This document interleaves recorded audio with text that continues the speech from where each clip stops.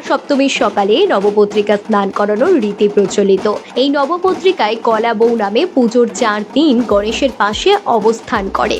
এই দিনে দুর্গাপুজোর ঘট স্থাপন করা হয়। কেন নবপত্রিকাকে গণেশের বউ বলা হয়, আর কেন সপ্তমীর সকালে নবপত্রিকাকে স্নান করানো হয় জানেন আপনি? নবপত্রিকা বাংলার দুর্গাপুজোর একটি বিশিষ্ট অঙ্গ। নবপত্রিকা শব্দটির আক্ষরিক অর্থ হলো 9টি গাছের পাতা।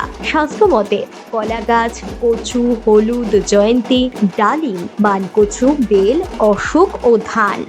এই 9টি গাছ আদতে 9 দেবীর প্রতীক। কলা গাছ ব্রাহ্মণী, কচু গাছ কালিকা, হলুদ গাছ হলো দুর্গা, আর জয়ন্তী গাছ কার্তিকী, বেল গাছ শিবা, ডালিম গাছ রক্তদন্তিকা, মানকচু গাছ চামুন্ডা, অশোক গাছ শোক রহিতা, আর ধান গাছ হলো লক্ষ্মী দেবীর প্রতীক। এদের প্রত্যেককে আলাদা করে স্নান করিয়ে কলা গাছের সঙ্গে বেঁধে শাড়ি পরানো হয়। কলা গাছের পাতা ঘোমটার ফাঁকে দুলতে থাকে। তারপর তাতে সিঁদুর দিয়ে সপরিবার প্রতিমার ডান দিকে দাঁড় করিয়ে দেওয়া হয়। তারপর পুজো করা হয়। প্রচলিত ভাষায় নবপত্রিকার নাম কলা বউ। মহাসপ্তমীর দিন সকালে কাছের কোনো নদী বা কোনো জলাশয়ে নিয়ে যাওয়া হয় কলা বউকে। পুরোহিত নিজেই কাঁধে করে নবপত্রিকা নিয়ে যান। তার পেছন পেছন ঢাকিরা ঢাক বাজাতে বাজাতে এবং মহিলারা শঙ্খ ও উলুধ্বনি করতে করতে যান। শাস্ত্রবিধি অনুযায়ী স্নান করানোর পর নবপত্রিকাকে নতুন শাড়ি পরানো হয়। কলা বউ প্রবেশের পর দর্পণে দেবীকে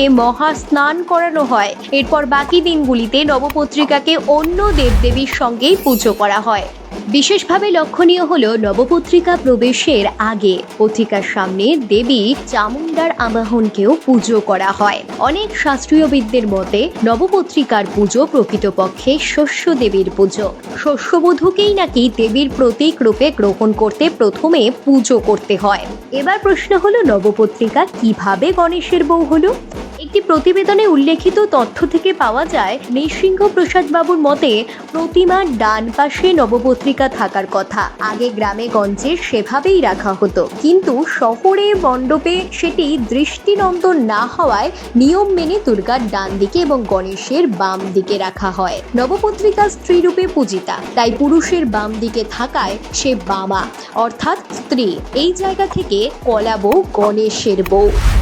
যদিও বিভিন্ন দুর্গাপুজোর বিধিতে এই নবপত্রিকার বিভিন্ন ব্যাখ্যা রয়েছে।